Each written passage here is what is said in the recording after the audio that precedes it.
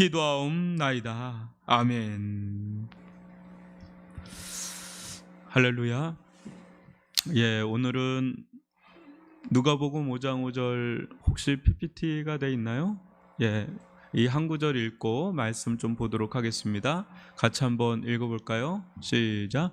시몬이 대답하여 이르되 선생님, 우리들이 밤이 새도록 수고하였으되 잡은 것이 없지만은 말씀에 의지하여 내가 그물을 내리리이다 하고. 아멘. 예, 오늘은 말씀으로의 순종입니다라는 제목으로 함께 말씀을 나누도록 하겠습니다. 이번 주부터 한 3주간 순종 그 아름다운 복음의 길이란 주제로 금요 철야 기도회를 인도하고자 합니다. 여러분은 순종하면 어떤 생각이 먼저 드시나요? 순종하면 어때요? 순종하세요! 막 이렇게 얘기 듣고 그러면 어떠세요? 저는 순종하면 제가 목사긴 하지만 이렇게 부담스러운 게 사실입니다. 예. 필요한데 약간 부담스러운 신앙의 덕목으로 다가옵니다. 그러면서도 좀 불편한 진실이 있는데 순종이야말로 여러분 아실 거예요. 신앙의 절정이고 또 화사하게 만개한 꽃처럼 신앙의 꽃봉오리라고 보면 맞아요. 결국은 순종이잖아요. 결국은 순종이다. 이 두 사이에서 좀 불편하게 껴있는 듯한 느낌을 늘 받는 거죠. 부담스럽기도 하고 또 해야 될 것 같은, 해야만 되는 길이고 가야만 되는 길이고 그 둘 사이에서 이렇게 껴있는 듯한 느낌을 좀 받는 거죠.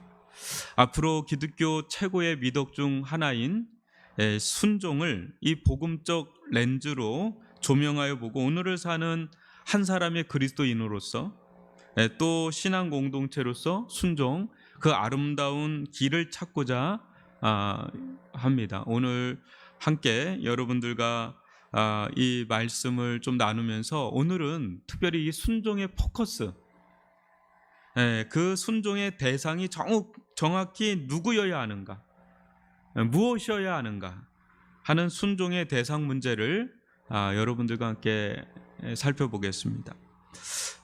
먼저는 우리가 이제 부정적인 측면에서 좀 살펴볼 필요가 있는데 이 순종의 영역을 부정적인 측면에서 먼저 좀 살펴보도록 하겠습니다. 여러분은 기독교 안에 무서운 순종의 도구마를 경험하셨습니까?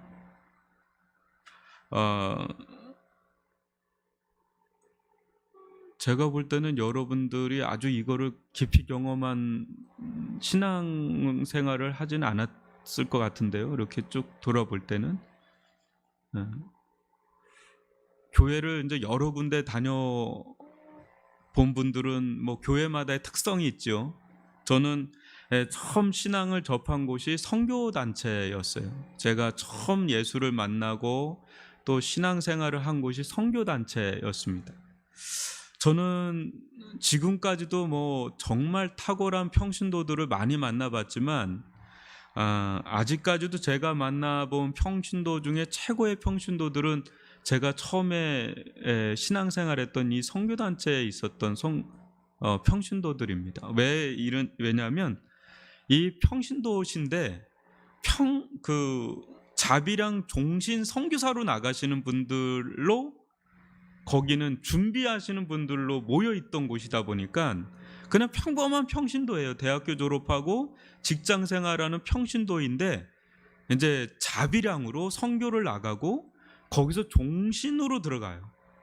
그런데 거기서 엄청난 선교의 열매를 또 맺으세요. 그러니까 투잡을 뛰는 분들이에요. 선교도 하면서 실질적으로 일을 하세요. 그냥 우리 원종현 집사님, 권장로님 이렇게 일하시면서 선교를 하는데 어마어마한 열매를 맺어요. 매주 설교를 하셔야 돼요. 그러니까 목사님이세요. 그냥 선교사님. 교회를 하나 세웠어요. 근데 일을 하면서 세우는 거예요. 여러분 이게 가능한 일이 아니라고 보잖아요. 근데 그런 분들로 이렇게 있었던 곳이기 때문에 제가 본 평신도 분들 중엔 최고라고 안 할 수가 없어요. 이제 그런 분들이 많았기 때문에 이게 군대 같았어요. 이렇게 영적 군대 그런 분위기였어요. 그러다 보니까 훈련이 굉장히 강했고 또 아주 사역이 너무 많았어요. 쉴 틈 없는 사역이 있었고 또 이렇게 선교사로 나가는 어떤 상황이다 보니까 굉장히 훈련과 명령이 좀 셌어요. 지시하고 그러니까 이제 거기 선교단체의 대표 되시는 분은 굉장히 훈련관이셨어요. 그래서 이제 분위기가 여러분 좀 이렇게 어떤 분위기인지 좀 아시겠죠. 이렇게 일반적인 은혜로운 교회 분위기가 아니고 굉장히 훈련하는 모두가 굉장히 이렇게 일사천리 이렇게 말 한마디 하면 그대로 순종해야 되고 명령을 따라야 되고 하는 그런 분위기에서 제가 우리 아내도 만나고 거기서 결혼도 하고 그랬어요. 이제 거기가 제가 첫 신앙생활을 한 거라서 그렇게 하는 줄 이제 알았던 거죠. 근데 그 중심에 있는 사람들이 이런 부담감은 굉장히 갖고 있었던 거고, 근데 대신에 이제 뭐 처음 교회 전도해서 교회 온 친구들 있죠. 예, 초신자들. 우리는 절대 교회 다니는 사람들을 이렇게 그곳으로 이제 이렇게 전도하지 않았어요. 그냥 아예 생짜배기한테 전도하는 그런 선교단체였기 때문에. 근데 거기서 엄청난 구원의 은혜가 있었고 회심의 역사가 있었고 변화의 역사가 있었고 그런 사람들이 또 훈련받고 선교사로 가는 그런 일련의 과정들을 봤기 때문에 굉장히 은혜가 있었어요. 그리고 가족 같았고 그런 거고 이제 중심으로 들어가면 들어갈수록 압박감은 굉장히 중압감이 많았죠. 일도 너무 많고 뭐 그런 과정을 좀 겪었는데 그 속에서 저는 두 가지 이런 굉장한 충돌과 고민을 하게 됐습니다. 이제 거기서 신앙생활하면서 이게 좀 뭔가 이게 처음에는 은혜로 시작을 하고 기쁨으로 이제 시작을 해서 여러분 은혜를 받으면 어때요? 막 섬기고 싶잖아요. 전도하고 싶고 그래서 섬김의 자리로 가고 그래서 막 전도하고 막 그랬는데 가면 갈수록 이상하게 그런 모습이 이제 사라지고 처음에 예수님 만나고 하나님 만난 은혜로 시작을 했는데 점점 사람이 더 크게 보이는 거예요. 사람이 더 크게 보이고 또 사람의 눈치를 좀 보게 되는 거예요. 자꾸 저분의 말을 안 들으면 안 될 것 같고 또 무슨 일을 하지 않으면 안 될 것 같은 그런 뭔가 모를 중압감, 압박감 속에 이렇게 신앙생활을 하게 되는 거예요. 어느 순간부터. 그래서 이게 무엇인가 이게 크게 잘못되고 있다라는 느낌을 받는데 저항할 수는 없는 거예요. 그 분위기에서. 우리 여러분 좀 어떤 느낌인지 좀 아시죠? 교회도 마찬가지예요. 제가 선교단체 얘기를 했지만 교회도 처음에는 은혜로 시작을 했다가 어느 순간부터 여러분 중심으로 들어오면 올수록 일이 하나 둘 굉장히 많아져요. 중심에 있는 사람은 한 대여섯 가지는 해야 돼요. 교회 일꾼이 없어요. 보통 10% 20%가 그 교회를 움직인다 그러잖아요. 그러니까 그 10% 20%가 다 짐을 안고 있으니까 얼마나 힘들어요. 보통 다 그래요. 작은 교회든 큰 교회든 똑같아요. 그거는 어디를 가든 똑같습니다. 근데 그때 제가 들었던 말씀 중에 무서운 말씀이 이거였어요. 사무엘상 15장 22절인데 한번 읽어보겠습니다. 시작. 사무엘이 이르되 여호와께서 번제와 다른 제사를 그의 목소리를 청종하는 것을 좋아하신 같이 좋아하시겠나이까. 순종이 제사보다 낫고 듣는 것이 순양의 기름보다 나으니. 이거를 계속해 들었어요. 이게 뭘 이제 있다 보면 말을 안 듣게 되잖아요. 그러면 이제 위에서 이 말씀을 딱 펴서 순종이 제사보다 낫고 듣는 것이 순양의 기름보다 낫다. 이거 얘기하면서 순종하라고 얘기하면 이게 어느 순간부터 이게 굉장히 이제 마음이 힘들어져요. 은혜로 이제 시작을 했는데 어느 순간인가 하나님보다 사람이 더 크게 보이고 또 어느 순간 하나님의 말씀보다 그 사람의 말이 하나님의 말씀처럼 들리고 심지어는 그 사람의 말이 하나님의 말씀보다 더 크게 들릴 때가 있어요. 그 사람에게 매이고 사람에게 자유롭지 않을 때가 오는 거예요. 근데 이런 일들은 제가 극단적으로 제가 몸담고 있었던 선교단체 이야기도 하지만 교회에서도 또 이단에는 더 그게 아주 심한데죠. 뭐. 어느 순간에 예수가 안 보여요. 하나님이 안 보여. 물론 우리 모든 일은 다 신앙의 일을 합니다. 뭐 찬양을 하고 기도하고 모든 순종에 요구되어지는 것들은 다 좋은 일들이에요. 뭐 전도하라, 뭐 또 뭐 성결하, 뭐 하라, 그거 다 나쁜 거는 없어요. 근데 어느 순간인가 이게 은혜가 안 되고 뭐예요? 사람이 자꾸 보이고 사람의 말이 더 크게 들리는 그러면서 뭔가 주님을 위해서 막 일을 하긴 하는데 주님과의 관계는 점점 멀어지는, 피폐해져가는, 기쁨이 없고 은혜가 없는 그런 경험을 하게 돼. 그러면서 뭔가 두려워요. 안 하면 안 될 것 같고, 안 하면 큰일 난 것 같고, 죄 짓는 것 같고, 뭐 이런 그런 사이클이 계속 돌아가는 흐름 속에 들어가요. 근데 여러분들도 이런 부담과 혼란을 겪어본 적이 있으신가요? 없으신가요? 여러분들이 엄청난 일꾼으로 섬긴 적이 있으면 누구나 이 경험은 하게 됩니다. 그러니까 이런 뭐 부담, 이런 혼란, 그건 교회 사역 안으로 깊이 들어갈 때 주로 나타나는 현상이에요. 여러분, 주일날 딱 오고 예배 드리고 가는 사람들은 이런 혼란과 부담을 거의 겪지 않습니다. 근데 교회 안으로 깊이 들어와서 사역을 하다 보면 이제 이게 걸려요. 어느 순간에 이게 걸려요. 근데 그래서 눈치 빠른 분들은 적당한 거리 두기를 해요. 야, 너무 깊이 들어가지 마. 큰일 난다. 야, 목사님에게 가까이 가지 마. 큰일 난다. 그러면서 어느 정도 이제 거리를 두고 유지를 합니다. 한번 크게 데인 분들은 이제 다른 교회 가서는 이렇게 거리를 둡니다. 근데 알고 보면 그분들 굉장히 열심히 섬겼던 분이거든요. 근데 한번 뒤인 거죠, 한번. 그래서 이제 적당하게 이렇게 좀 치고 빠지는 거를 이제 배우는 거예요, 몸에서. 우리가 이 지점에서 이제 자꾸 들어가야 되는 부분이 이것인데요. 진정 누구에게 순종하고 있느냐라는 거예요. 진정 누구의 말에 순종하고 있느냐 하는 겁니다. 물론 우리는 알죠. 모르는 사람이 누구 있어요. 하나님께 순종해야 된다, 하나님 말씀에 순종해야 된다, 다 알죠. 그러나 우리는 때때로 실제 삶에서, 그게 뭐 직장이든 뭐 가정이든 교회든 실제 삶에서는 전혀 다른 삶을 살아갈 때가 많아요. 마치 어느 때는 우리의 이 생각을 거의 그냥 사용하지 않은 채 그저 끌려가는 대로 끌려가듯이 막 그렇게 갈 때가 있고, 또 어느 때는 내 마음대로 또 살 때도 막 있고, 그렇다는 거죠. 여러분, 가장 무서운 신앙의 패턴 중에 하나가 있습니다. 여러 가지가 있겠지만 그 중에 가장 무서운 신앙의 패턴 중에 하나가 마태복음 15장 1절로 6절인데요. 한번 한 절씩 교독으로 읽어보겠습니다.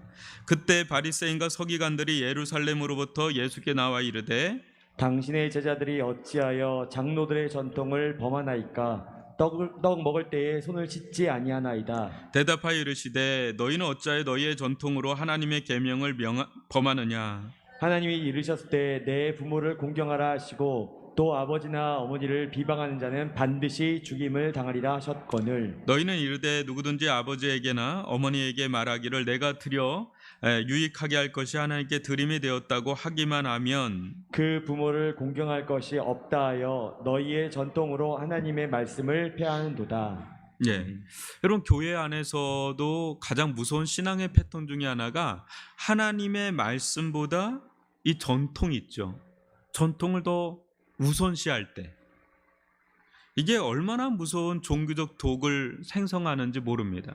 근데 여기서 이제 전통이라는 것이 우리가 좀 잘 또 봐야 되는데, 데살로니가후서 2장 15절에도 전통이라 나오거든요. 한번 읽어볼까요? 시작.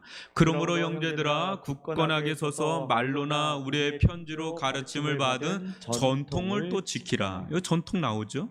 또 3장 16절 또 같이 읽어봅니다. 형제들아 우리 주 예수 그리스도의 이름으로 너희를 명하노니 게으르게 행하고 우리에게 받은 전통대로 행하지 아니하는 모든 형제에게서 떠나라. 여기선 전통이 굉장히 또 긍정적으로 표현됩니다. 여러분, 우리가 경계해야 할 전통은 복음적이고 영적인 전통이 아니라 잘못 해석돼서 내려오는 어떤 종교적이고 인간적인 전통이에요. 그런 것들이 대부분 교회 안에서 무슨 뜻인지도 모른 채 오랫동안 교회 간행처럼 흘러내려오는 어떤 역사적 종교 전통이 있어요. 교회들마다 어떤 나름의 어떤 전통이 있거든요. 그게 처음에는 굉장히 좋게 시작을 했는데 1년, 10년, 20년 지나오면서 우리 교회는 이걸 해야 되는 교회야 라고 하는데 후세대는 이게 왜 일어났는지를 몰라요. 근데 해야 된다는 어떤 요구를 받고 강압을 받으면 그게 하나님과 말씀과 연결이 되지 않은 채 그냥 해야만 되는 걸로 쭉 이어지면서 그게 굉장히 종교적인 틀이 돼버리고 그게 하나의 전통으로 자리 잡는, 그래서 그런 분위기가 형성되면 하나님의 말씀보다 그걸 더 우선시하는 그런 것들이 자리 잡게 돼요. 그래서 역사가 오래된 교회는 변하지를 않아요. 변화만 줬다 하면 아주 난리가 나는 거예요. 목사님, 우리 교회는 단 한 번도 그런 적이 없습니다 하는데 이게 얼마나 무서운지 몰라요. 근데 그거를 리뉴얼하고 쇄신하는 작업을 한다는 건 굉장한 개혁입니다. 근데 이런 것들이 굉장히 많아요. 진짜 우리 교회들 여러분 아실 거예요. 제가 무슨 말 하는지. 많아요. 이게 잘못 건드렸다가는 목사님 오래 못 있습니다. 거기 나가셔야 돼요. 참 무서워요. 그래서 이런 것들이 하나님의 말씀을 압도하고 우위를 점령하게 될 때 거기서 신앙은 변질되기 시작합니다. 생명력 없는 죽은 전통, 또 생명력 없는 종교적 도구마 속에 그냥 사는 거예요. 그 분위기에 그냥 젖어서 사는 거예요. 무서운 거죠. 그런 곳에 특징이 있죠. 뭡니까? 별 생각 없는 맹목적인 삶을 산다는 거죠. 또 진지함이 없어요. 이렇게 진지하게 하나님의 말씀을 보는 그런 것들이 없어요. 또 만연한 형식주의, 또 진정한 어떤 삶의 어떤 변화 성장, 그게 멈춰버린 종교적인 삶, 그 이상도 아닌 그런 걸로 전락한 경우가 많죠. 여러분 사도행전 17장 11절과 12절은 우리에게 아주 중요한 어떤 지침을 보여주는데 교독으로 읽어보겠습니다. 베레아에 있는 사람들은 데살로니가에 있는 사람들보다 더 너그러워서 간절한 마음으로 말씀을 받고 이것이 그러한가 하여 날마다 성경을 상고함으로 그 중에 믿는 사람이 많고 또 헬라의 귀부인과 남자가 적지 아니하나. 여러분 이 베레아, 이게 김기동 그분이 해가지고 이게 베레아가 안 좋게 했는데 굉장히 좋은 교회입니다. 근데 베레아의 이 모습은요 가장 탁월한 신앙의 모습을 보여줘요. 어때요? 이 말씀을 간절한 마음으로 먼저 받아요. 근데 그 다음이 중요해요. 간절한 마음으로 받는 것도 중요한데 그 다음에 이것이 성경에 기록된 것과 일치가 되는가를 상고를 합니다. 그러니까 그냥 목사님이 전하는 말씀을 그대로 받아들이는 게 아니라 이것이 성경의 말씀과 맞는가를 자기 스스로도 소화하는 그런 작업을 하는 거예요. 그게 상고예요. 묵상, 깔때기.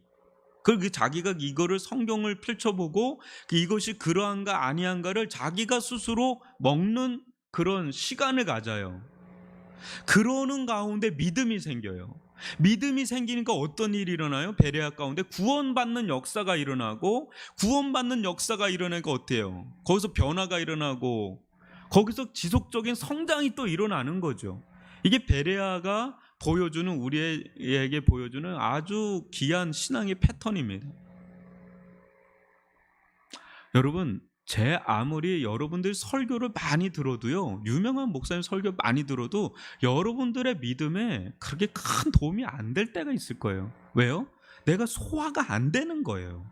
그냥 장염에 걸린 것처럼 쭉쭉 빠져나가. 그러니까 여기는 있는데 내 마음의 믿음으로까지 이어지지를 못하는 거예요. 믿음으로 이어지지 않으면 모든 게 다 그렇게 실질적으로 내 삶의 어떤 변화나 그런 일들을 일으킬 수가 없어요. 그건 믿음이거든요. 여러분, 아브라함이 어떻게 이삭을 바칠 수 있었는가? 창세기를 보면 안 나와요. 근데 히브리서를 보면 그게 나와요. 히브리서 11장 17절로 19절을 교독으로 읽어봅니다. 아브라함은 시험을 받을 때 믿음으로 이삭을 드렸으니 그는 약속을 받은 자로 돼 그 외아들을 드렸느니라. 그에게 이미 말씀하시기를 내 자신이라 칭할 자는 이삭으로 말미암으리라 하셨으니 그가 하나님이 능히 이삭을 죽은 자 가운데서 다시 살리실 줄로 생각하는지라. 비유컨대 그를 죽은 자 가운데서 도로 받은 것이니라. 여러분, 여기서 중요한 단어가 뭐겠어요? 19절에 나와 있는 생각한지라예요. 생각한지라. 그러니까 아브라함이 하나님의 이 시험하시는 말씀을 들었을 때 그가 아주 치열하게 씨름을 한 거예요. 무엇을 치열하게 씨름을 했을까요? 무엇을 가지고? 그가 전에 들었던 하나님의 말씀, 그 말씀과 자기에게 지금 주시는 이 말씀, 이 두 가지 상치되는 이 두 가지 말씀을 가지고 굉장히 치열하게 씨름을 한 거예요. 그게 생각한지라요. 그러니까 아브라함은 믿음의 조상이잖아요. 근데 그 믿음의 조상의 패턴은 우리가 따라가야 될 신앙의 패턴이거든요. 근데 그는 생각한 거예요. 어디에 안에서? 하나님의 말씀 안에서 생각한 거예요. 하나님의 말씀 안에서 생각하는데 이게 대치되는 말씀이잖아요. 내가 이삭을 통해서 수많은 민족을 이루겠다고 하는데 지금 이삭을 죽이라고 하잖아요. 이 상치되고 대치되는 말씀 속에서 그는 생각을 한 거예요. 영적인 생각을 한 거죠. 그러니까 무슨 생각이 일어요? 하나님은 이삭을 죽은 자 가운데서 살리시겠구나. 그래야 이 말씀이 이루어지겠구나. 그러니까 부활신앙이 거기서 생겨난 거예요.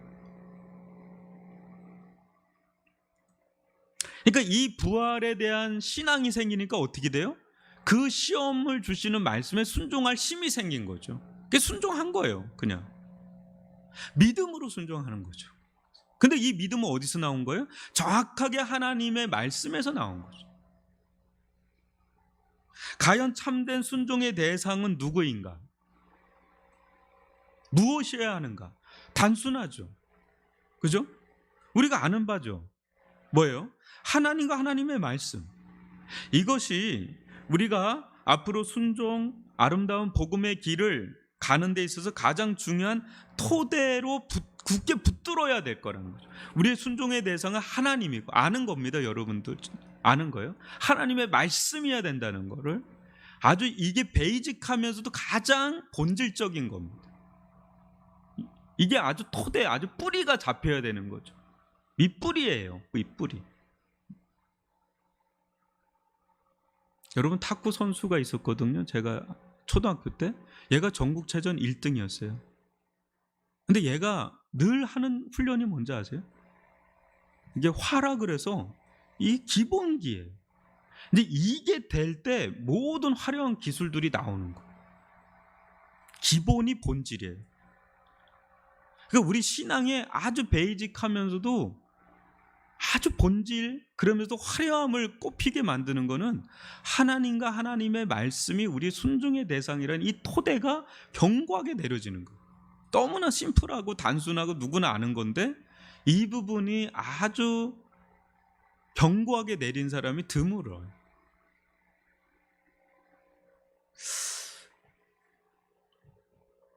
우리가 이렇게 신앙생활 하다 보면 하나님께서 나에게 지금 말씀하시는 게 뭐지? 이게 궁금할 때가 있잖아요. 이게 우리에게 기도 제목이고, 근데 이거보다도 더 중요한 건 여러분 자세예요. 자세. 여러분, 계속해서 정말 우리가 순종의 대상이 누구냐라는 거. 제가 예전에 교회에 있을 때 목사님이 기도만 하면 다 된다라는 확신을 가지고 있는 성도들이 정말 많았어요. 근데 무섭더라고, 그런 성도들 보면. 근데 또 역사가 일어나네? 근데 나는 생각도 안 나는 거예요. 이게 무서운 거죠. 그래서 언제 이사해야 됩니까? 어디로 이사해야 됩니까? 까지 물어와요. 언제 결혼 날짜 잡아야 됩니까? 뭐 점쟁이도 아니고 그걸 어떻게 알아? 근데 그렇게 신령하게 봐요. 그러다 보니까 좋은 점도 있어요. 왜냐면 건의가 있으니까 좋죠. 이렇게 영적으로 지도하기가 좋죠. 근데 어떤 점에서는 매우 위험할 수가 있는 거잖아요. 하나님과 하나님의 말씀보다 사람과 사람의 말일 수도 있잖아요. 그런 것들이 그걸 더 마치 숭배하듯이 갈 수도 있으니까. 여러분, 우리가 어떻게 하나님의 말씀을 대해야 될까? 한번 오늘 말씀을 통해서 한번 살펴보겠습니다. 누가복음 5장 5절을 다시 한번 읽어보겠습니다. 시작. 시몬이 대답하여 이르되 선생님, 우리들이 밤이 새도록 수고하였으되 잡은 것이 없지만은 말씀에 의지하여 내가 그물을 내리리이다 하고. 여러분 잘 아는 말씀이고 너무 많이 들었던 말씀이에요. 여러분 뭐 베테랑 어부 아닙니까? 이 베드로. 이 사람은 평생 자신의 에너지, 시간, 정력, 뭐 경험, 노하우 뭐 이게 어마무시한 사람이죠. 뭐 잔뼈가 굵은 사람입니다. 갈릴리 바다에서. 이 사람에게 누가 훈수를 둬요? 감히. 근데 이 사람의 자기의 모든 걸 쏟아냈는데 밤이 새도록, 밤이 맞도록 그걸 쏟아냈는데 실패했어요. 그죠? 아무것도 못 잡잖아요. 그런 상황에서 자기의 모든 상황을 초월하는 말씀이 들려옵니다.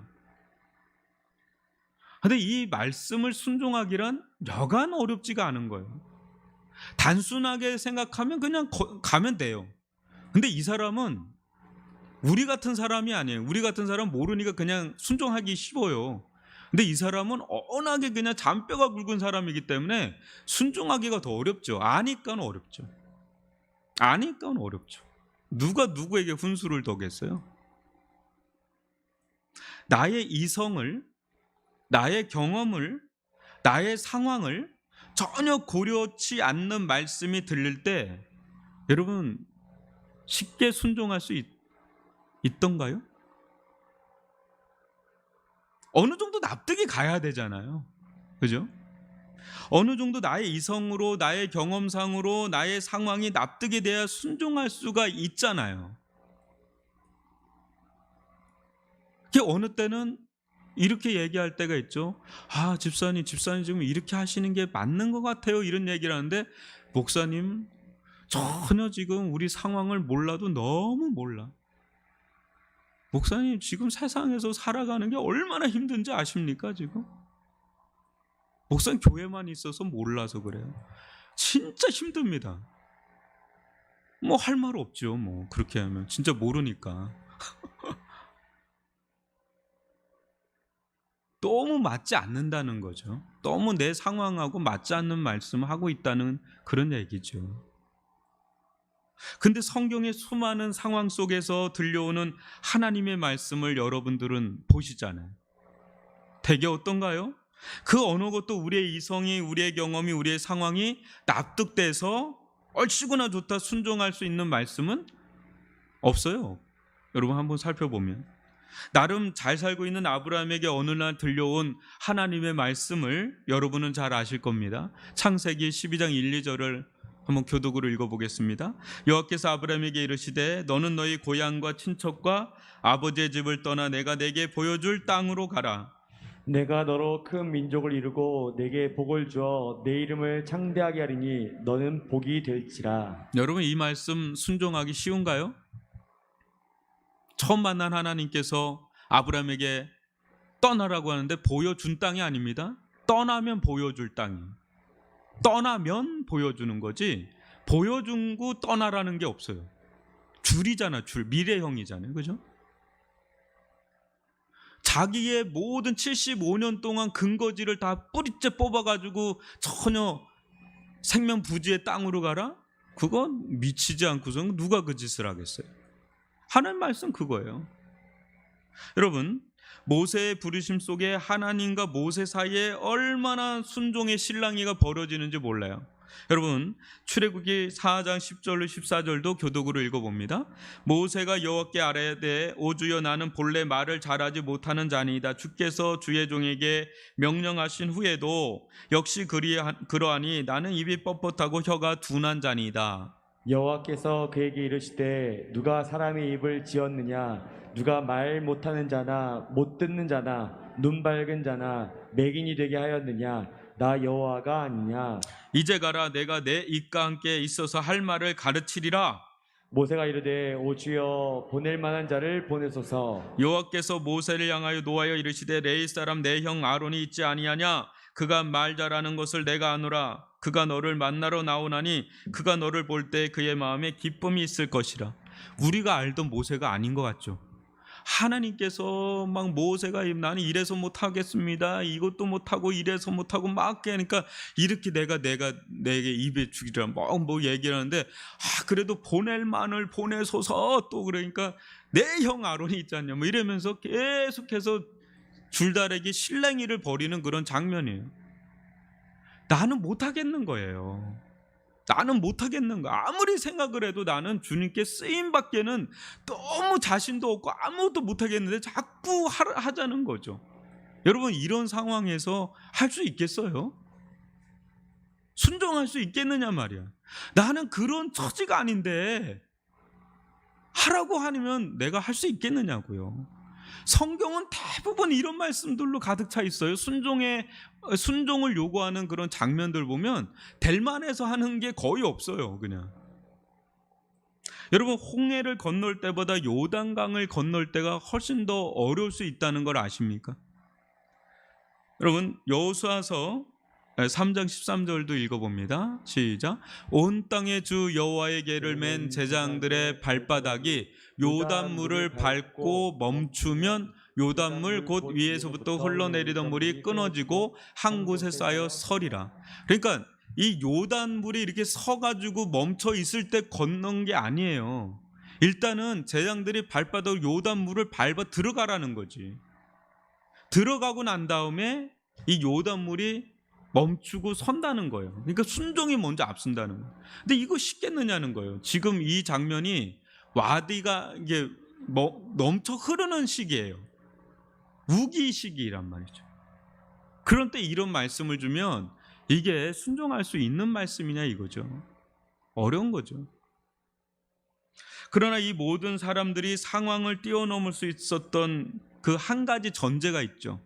이게 모두 사람에게서 나온 게 아니라 하나님으로부터 나온 말씀이라는 것을 인지하고 있었다는 거예요. 그래서 아브라함에 대해서 성경은 이에 아브라함이 여호와의 말씀을 따라갔고라고 나와요. 여호와의 말씀을 따라갔고, 뭘 따라가느냐가 중요하겠죠. 여호와의 말씀을 따라갔다는 거죠. 베드로는 오늘 말씀에서 보는 것처럼 내가 말씀에 의지하여 내가 그물을 내리리라. 그러니까 내 말씀에 의지해서 그물을 내리리다. 정확하게 그 말씀에다가 자기의 그 순종의 기초를 놨다는 것을 볼 수가 있죠. 우리는 모든 걸 다 알 수가 없어요. 또 무슨 일이 일어날지도 알지를 못합니다. 우리가 아는 것은 하나죠. 나에게 지금 주시는 이 말씀이 하나님의 말씀이라는 그 한 가지 사실, 그 다음에는 무슨 일이 일어날지 우리는 다 알지를 못합니다.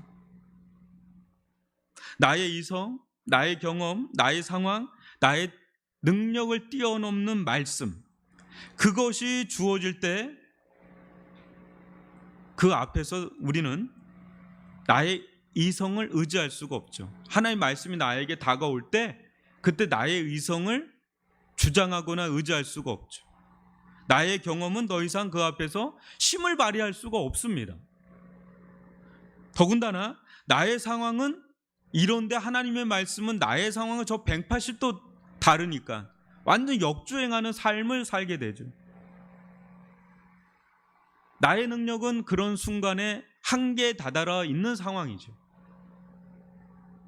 그 순간에 우리가 의지해야 될 것은 오직 하나님과 하나님의 말씀밖에 없는 상황이 되는 거죠.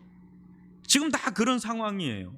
아브라함도 거의 자기 한계의 끝지점에 와 있었기 때문에 더 이상 붙잡을 게 이제 하나님과 하나님의 말씀밖에 없는, 이스라엘 백성도 모세도 비슷해요.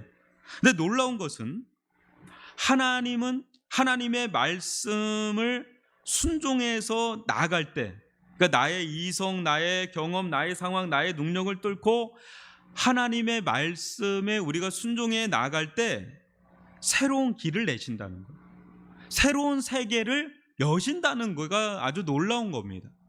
우리의 이성과 우리의 경험상으로는 도저히 다른 길도, 다른 세계가 없을 거라고 생각하는데, 그죠? 여러분, 우리가 이런 공간에 있습니다. 이 시간에 있고 여기서 생각할 수 있는 범주가 뻔히 있는데 하나님의 말씀에 순종했을 때 전혀 다른 길과 세계가 열리는 걸 보고 우리는 놀라는 거죠. 야, 마치 여러분 뭔가 다른 문이 있는 것 같고 다른 문을 열고 들어가는 듯한 느낌을 받는 거죠. 이런 세계가 있을 수 있나? 이런 일이 일어날 수가 있나? 그런 거죠. 여러분, 무엇입니까? 하나님의 말씀을 의지하여 나아갈 때 뭘 보게 됩니까? 홍해가 갈라지는 걸 봅니까? 요단강이 멈춰 서는 걸 봅니까? 오병이어의 사건이 일어나는 걸 봅니까? 아니면 죽은 나사로가 살아나는 걸 봅니까? 여러분, 수많은 기적과 이적이 보이는데 여러분, 그게 보입니까? 우리가 순종의 키를 가지고 영적인 세계의 문을 열고 들어가면 거기에는 홍해도 아니고 요단강도 아니고 만나와 메추라기도 아니고 나사로도 아닌 하나님 그분이 계신 걸 보게 되는 거죠. 홍해가 갈라지는 것을 보는 것도 있지만 그 갈라지는 속에서 뭘 보게 돼요? 우리가 이전에는 경험하지 못했던 하나님을 보게 되죠. 거기서 죽은 나사로가 살아나는 걸 보고 오병이어의 기적을 일어나는 걸 보고 거기서 우리는 누굴 봐요? 홀로 서 계신 예수 그리스도를 바라보게 되죠.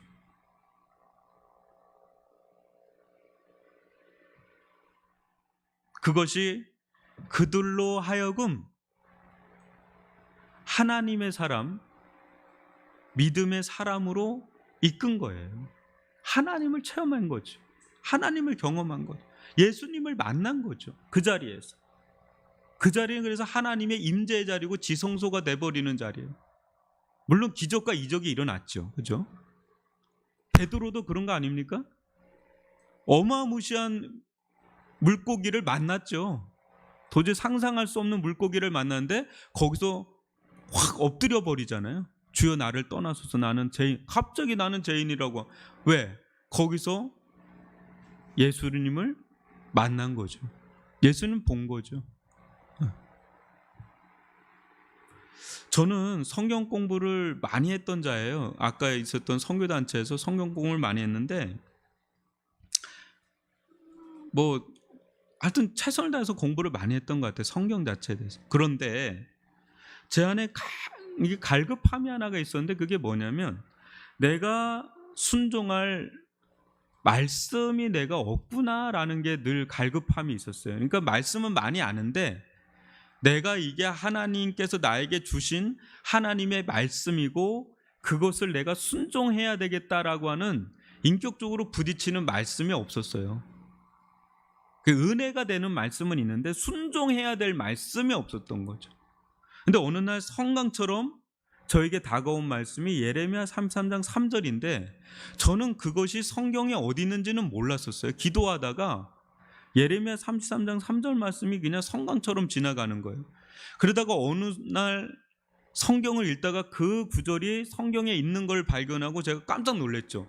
내가 기도 중에 받았던 말씀이 이게 그냥 임의로운 말씀이 아니라 성경에 있는 말씀이구나. 그래서 예레미야 33장 3절은 여러분 잘 아는 말씀이에요. 오늘도 금요 철야 문자로 들어간 거죠. 너는 내게 부르짖으라 내가 내게 응답하겠고 내가 알지 못하는 크고 은밀한 일을 내게 보이리라. 근데 이 말씀을 묵상을 하면서 정말 엄청 씨름을 했어요. 이게 부르짖는다는 게 뭔가서부터 씨름이 되는 거예요.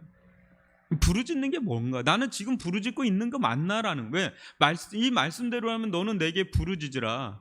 그러면 내가 내게 응답하겠다라는 거예요. 그러면 내가 충족시켜야 되잖아요. 부르짖는 게 맞나라는 거. 이게 부르짖는다는 건 뭔가 어마어마하게 이게 묵상이 되는 거죠. 또 하나는 내가 지금 누구에게 부르짖고 있나? 나는 환경에 부르짖고 있나? 내 상황에 부르짖고 있나? 사람에게 부르짖고 있나? 하나님께 부르짖고 있나? 내가 잘 보니까 나에게 부르짖을 때도 많고 사람에게 부르짖을 때도 많고 환경에 부르짖을 때도 많은 거예요. 하나님께 부르짖는 거 맞나? 이게 또 씨름이 되는 거예요. 순종의 영역으로 들어가니까. 또 하나, 내가 부르짖고 있는 하나님은 어떤 하나님인가? 성경에 나타난 하나님 맞나? 내가 지금 성경에서 말씀하고 있는 그 하나님께 부르짖고 있는 건가? 아니면 내가 임의로 만든 어떤 하나님께 부르짖고 있나? 이게 하나부터 열까지 이제 순종으로 나가다 보니까 이게 씨름이 되기 시작하는 거예요. 너무너무 씨름이 되는 거예요.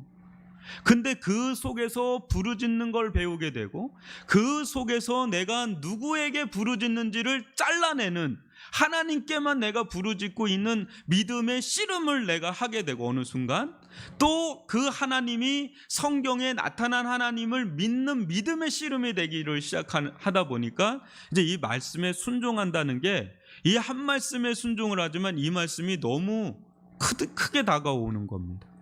근데 이 말씀에 순종하고 어느 순간부터 그 말씀에 대한 믿음이 생기기 시작하면서 하나님께서 어떤 구체적인 역사, 놀라운 은혜들을 베풀기 시작하는데 그때 이제 제가 놀라는 거죠.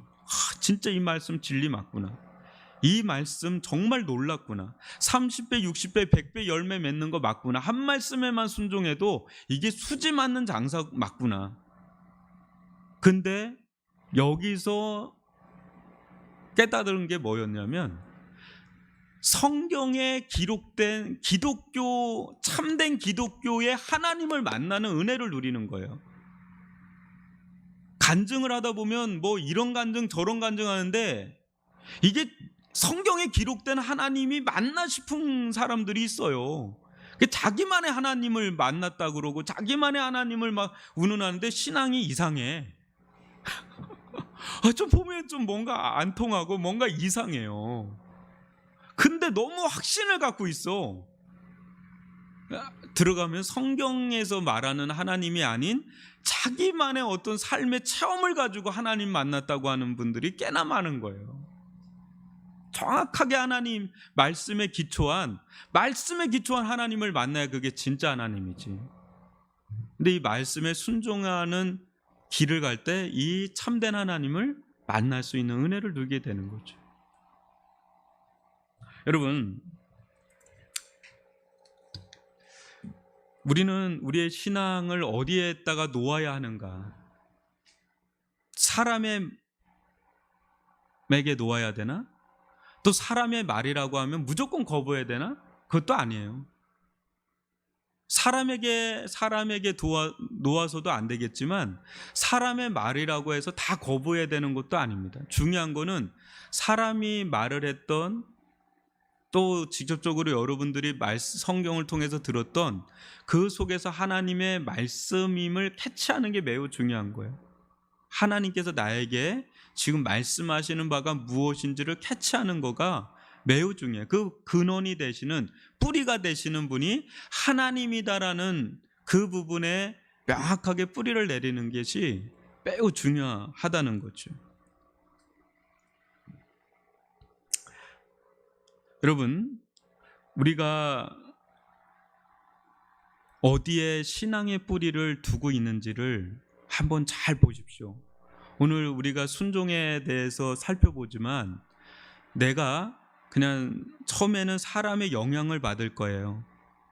그런데 보다 우리가 어디에 정말 뿌리를 두고 있는지 그건 하나님이셔야 되고, 또 하나님의 말씀에 내가 믿음의 뿌리를 둬야 되고, 그 믿음의 기초에서 내가 순종의 삶을 살아야 한다라는 것을 여러분 아예 우리 신앙의 근간으로 여러분 잘 이걸 두고 교회를 와서 여러분들이 수많은 어떤 말을 듣고 또 말씀도 듣고 또 사람들도 보고 막 그러실 거예요. 제가 우리 교회 처소를 놓고 공동의회를 할 때 여러분들에게 던졌던 이야기를 좀 기억을 하실지 모르겠어요. 여러분들이 무기명으로 하라고 그렇게 하면서 뭐라 그랬어요? 여러분들 하나님 앞에 하라고 하는 얘기를 들었을 거예요. 그러니까 충분히 우린 옆 사람을 보고 또 얘기를 당신은 얼마 했어? 하면서 뭐 또 이렇게 얘기를 하면서 나는 이쯤 하면 되지 않을까? 이런 얘기들이 그게 겉으로 볼 때는 비스무리하잖아요. 근데 그 속에 말씀을 붙잡고 내가 개인적으로 이런 상황, 교회 상황은 이렇지만 나는 이 상황에서 나에게 주시는 하나님의 말씀을 붙잡고 순종하는 거하고 그냥 이 흐름으로 또 하는 거하고는 다를 수 있다라는 거예요. 하나님을 그 속에서 발견하고 하나님의 말씀을 내가 삼고 그 길을 간 사람은 거기서 나만의 하나님을 만나고 나에게 주시는 하나님의 말씀 속에서 순종하고 체험하는 하나님을 또 경험하게 되는 거예요. 그런데 어떤 분위기에 휩쓸려서도 할 수가 있어요, 충분히. 그럴 때 우리에게 참된 믿음이 들어가지 않을 때가 있어요. 믿음으로 성장하지 못할 때가 있어요. 하긴 했는데 이제 이런 일들이 계속해서 교회 안에서 이루어지기 때문에 제가 이 말씀을 여러분들에게 전하는 겁니다. 저는 그 교회 처소를 놓고 할 때 오늘 새벽에도 기도하면서 주가 쓰시겠다 하라, 이 말씀을 주시는 거예요. 우리가 예수가 보이는 교회 그거 아니에요? 예수가 보이는 거는 뭐예요? 말씀이 보이는 거예요. 말씀이. 그러니까 이런 상황에서 어떤 말씀을 나에게 하나님께서 예수님께 주시는가, 그걸 내가 캐치하는 게 매우 중요한 거죠. 기도하면서 그때 이게 개인적인 믿음으로 성장해 나갈 수가 있는 겁니다. 이런 은혜를 누릴 수 있기를 주님